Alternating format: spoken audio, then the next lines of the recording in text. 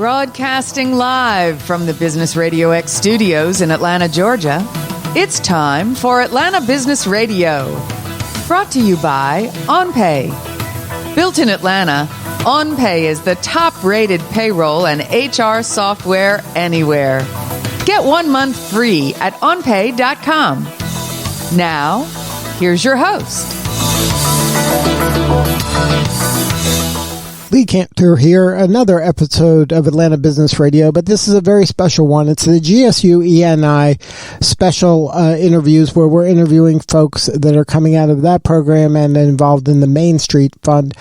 Today on the show, we have Christabel Ghansah with Curlnalyzer. Did I say that right? Curlnalyzer. That's correctly. I know it's a mouthful. Yes, that's correct. Well, Christabel, congratulations on developing Curlnalyzer. Can you tell us a little bit about what it is and how other folks can learn about it? Absolutely. Thank you so much for the opportunity. So Curlnalyzer, we are still very much in the ideation stage, and Main Street has been helping out with fleshing out that idea a little bit and turn it into a product. But the main goal really is to promote accessibility to hair care products and hairstyles for Black women, specifically individuals that have a little bit more kinky curly hair that have difficulty finding products for their hair texture. That's what we're doing here at Curlnalyzer. So what was the genesis of the idea? Was this a problem you had or your friends had or family members had? Like, how did you say, you know what, this is a problem I think technology might help us solve? Yes, all of the above. But yes, primarily because it's a problem I have. And speaking with friends, family members, sisters, I have 3 older sisters, and we all keep natural Black hair. It's an issue that we all face. And actually, I was taking a class. I was enrolled in the MBA program at Georgia State, and I graduated last December 2021. And taking a class with Dr. Marupin in digital innovation. And that was the basis of the class, really encouraging us to think outside the box a little bit and find problems that we're all facing individually and how we can create innovative ways to solve those problems. So that's how we came about initially. So when you were younger, did you think, oh, one day I'll be an entrepreneur? I don't think so.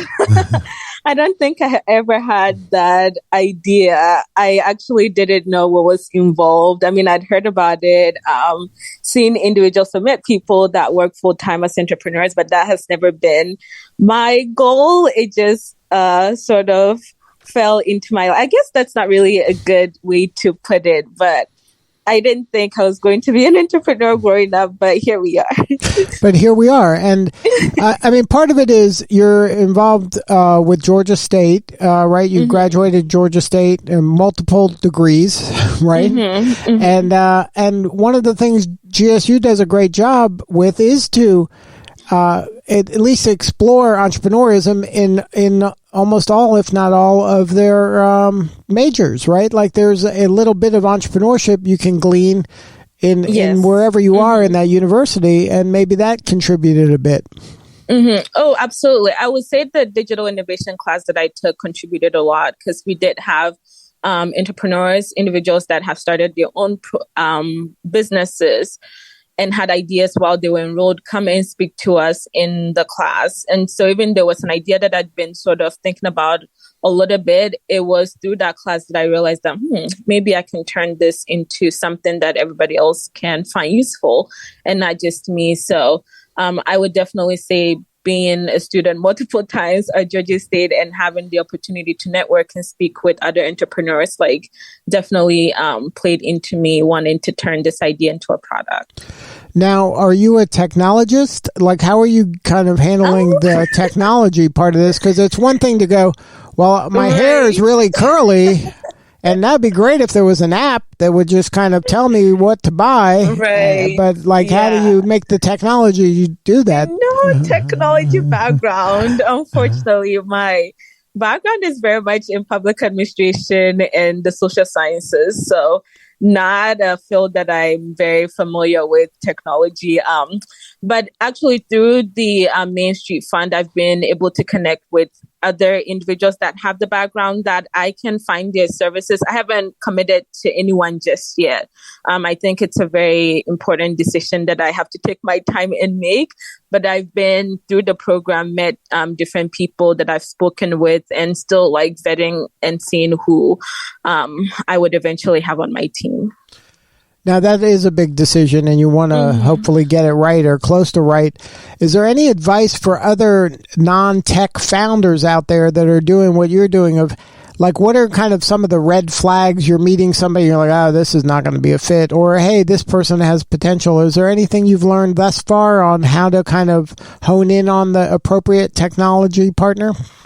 Right. I mean, I think through the main seed entrepreneurship seed fund, that's something that we're all learning. We have different sessions and they're teaching us different things that we should look out for and how we should build our team and things like that. So I would say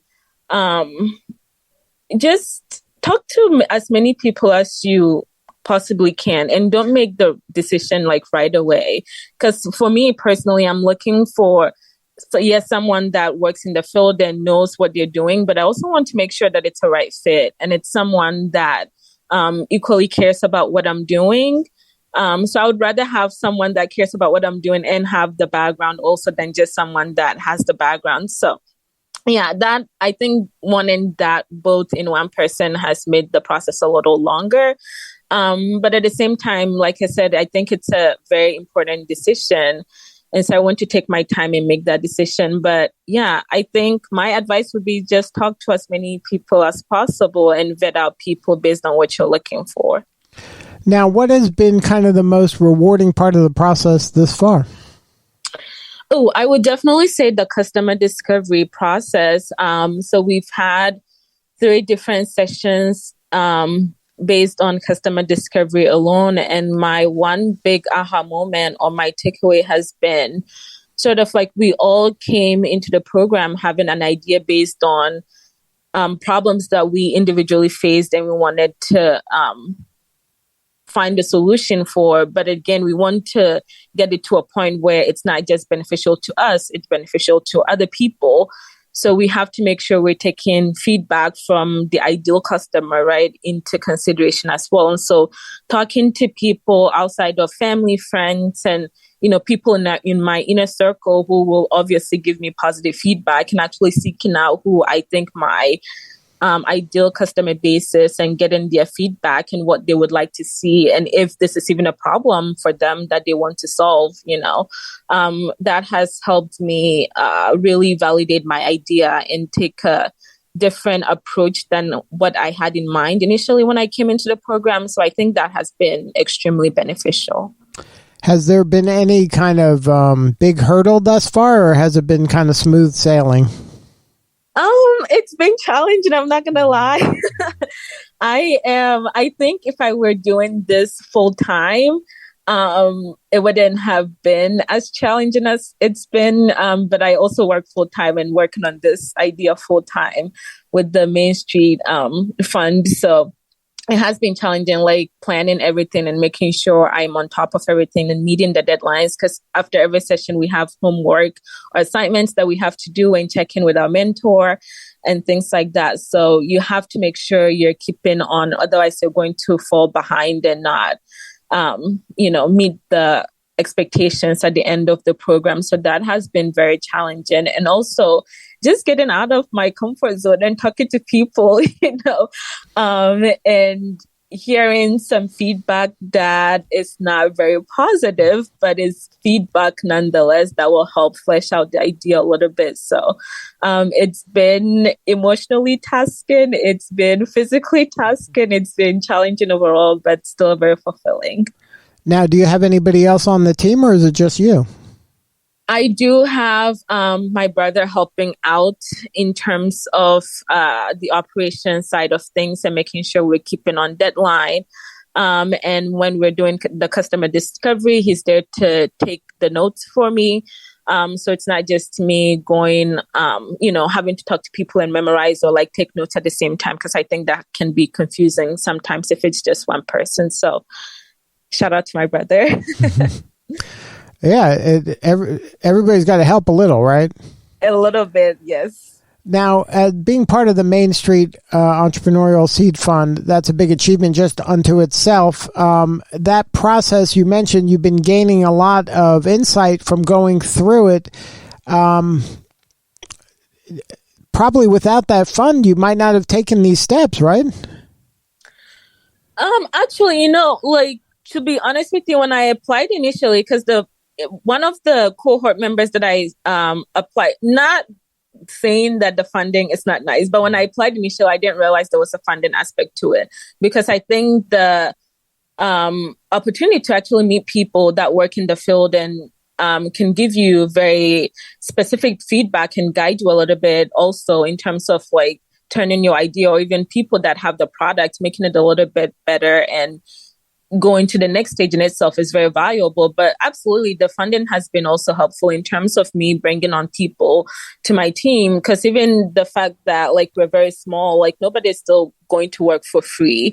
So the fund has been a very nice cushion also. But I think I would have still applied even if there was no funding attached to it. Right. But do you think you would have gone this far in pursuing this Curlnalyzer solution if you weren't part of this program? Do you think you would have done this without being part of that, kind of having that help?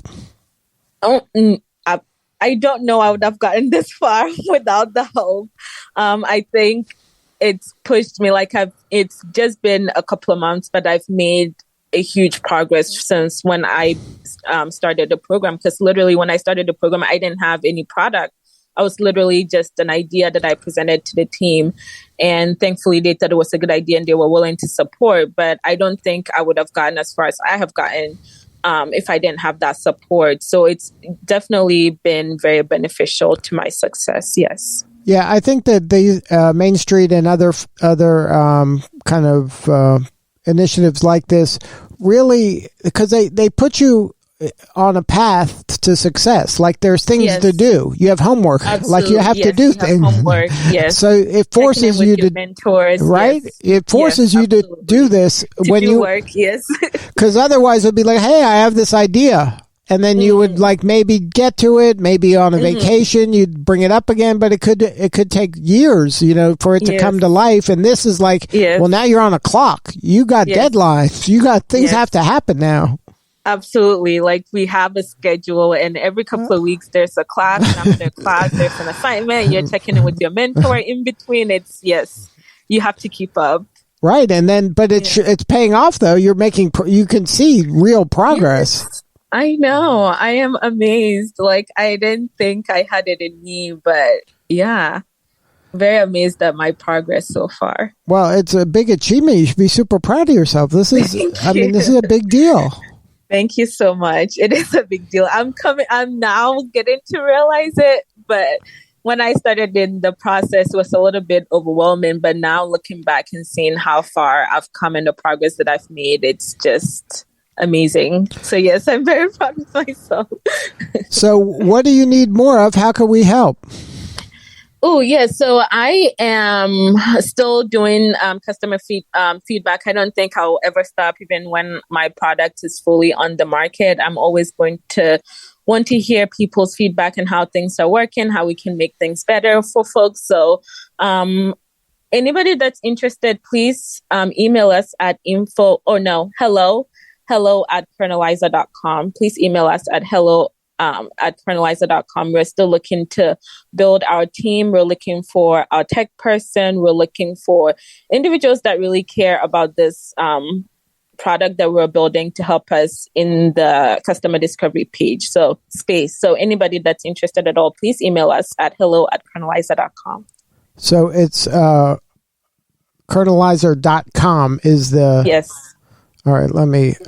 it's hello at Curl, CURL, CURLNALYZER.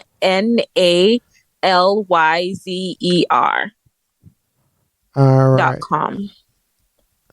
And then when they do that, that'll get to you. Are you on any of the social platforms too, or is this the main way to get a hold of you? This is the main way to get a hold of me. I'm on LinkedIn. Curlnalyzer's not yet. Personally, I'm on LinkedIn. I'm on Instagram and other social media platforms, but I am centralizing all my communication to our email for right now. Right. And if they want to contact you on social, what is, share like the spelling of your name so they can find you? Oh, sure. Yes. My first name, Christabel. Last name is Ghansah. And that's Christabel Ghansah. Well, Christabel, thank you so much for sharing your story. You're doing such important work and we appreciate you. Thank you so much, Lee. This was awesome. Truly appreciate your time. All right. This is Lee Cantor. We'll see you all next time on GSU ENI Radio.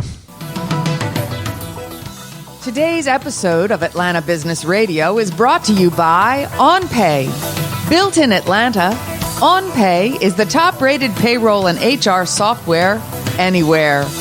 Get 1 month free at onpay.com.